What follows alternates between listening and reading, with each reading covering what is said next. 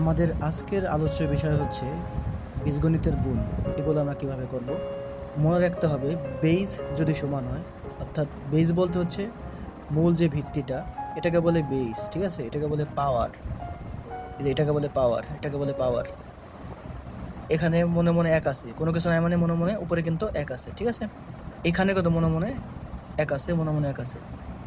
তো এগুলো হচ্ছে সব হচ্ছে পাওয়ার, এটা হচ্ছে বেজ।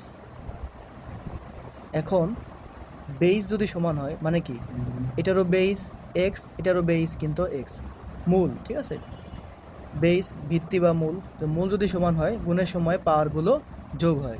পাওয়ার কোনটা? এইটা। ঠিক আছে, তাহলে এক্সের থেকে আমি এক্সই নিব এখানে, এবং বাকিগুলো হচ্ছে যোগ করে দিব।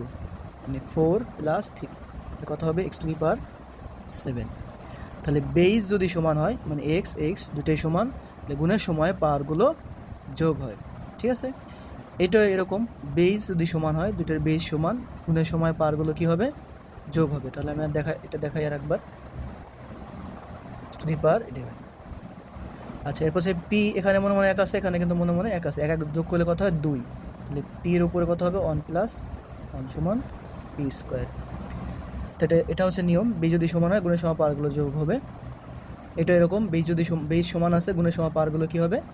যোগ হবে। তার মানে কি p⁻11। ঠিক আছে, এরপর শেষের যে অঙ্কটা, বেস কিন্তু সমান আছে, গুণের সময় পাওয়ারগুলো কি হবে? যোগ হবে। এরকম অনেক কিছু থাকতে পারে, এখানে এক্স থাকতে পারে, ওয়াই থাকতে পারে, বা এখানে এক্স, ঠিক আছে, এখানে ওয়াই, এখানে হচ্ছে এক্স থাকতে পারে, এখানে এ, এখানে বি থাকতে পারে। তাহলে কী হবে? x⁻a+b, এরকম। ঠিক আছে, এখন এটা কিন্তু একটু ভিন্ন, দেখো এইগুলো কিন্তু সব সেম বলতে গেলে। তো এটা হচ্ছে ভিন্ন, এটা আমরা কীভাবে করব?